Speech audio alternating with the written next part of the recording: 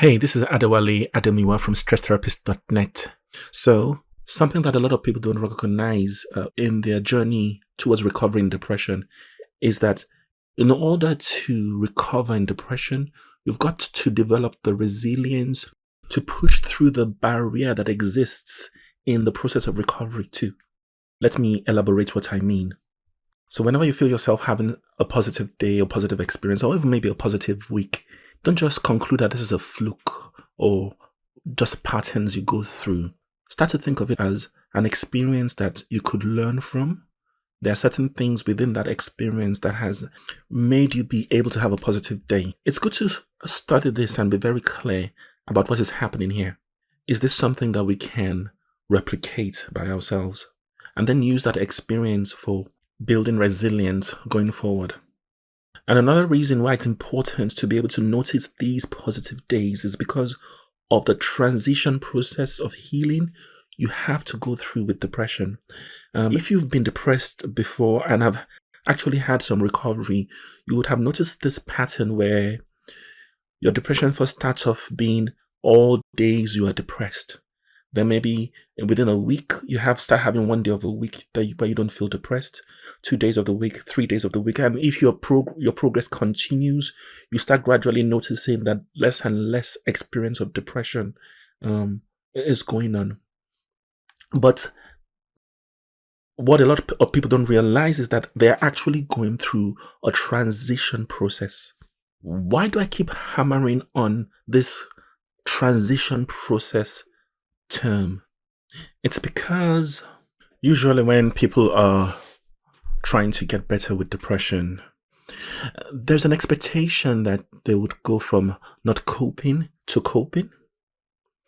They don't often expect that there is actually a transition process where things heal slowly.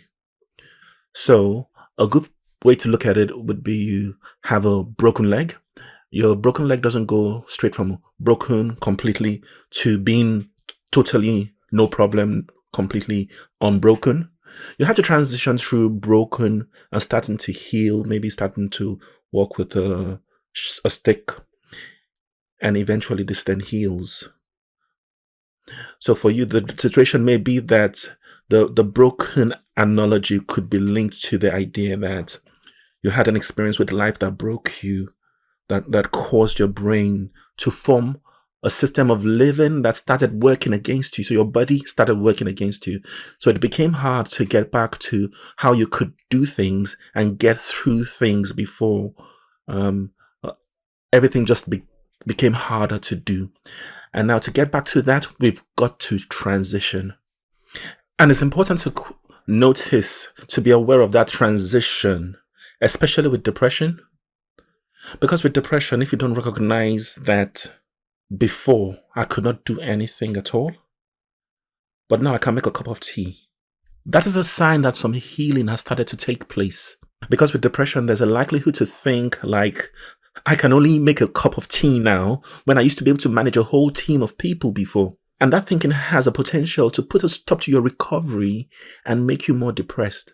That's why in depression, it's so important to think of it like, although you're starting to get better, depression is going to make you still feel like you're just pushing and dragging yourself through treacle.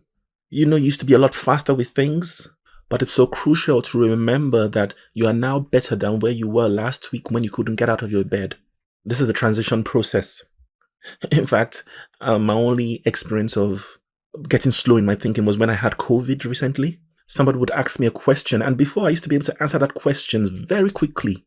Now, because of the effects of COVID, I had to think very well through the question. And my experience was that first week after I came back from hospital, all the clients I saw did not have a good therapy experience with me. So I had to recognize and remember that this is what I teach my clients, that you can't get slow like this.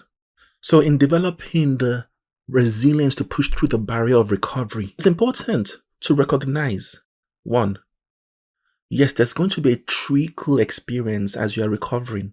That treacle experience is a good sign that recovery is taking place. So you've got to recognize it as a good thing. And two, it's important to see the transition now, because when you see the transition, it can actually help to motivate you to get through recovery faster. But when you don't see it as a transition, it can actually start to demotivate you and work against your recovery.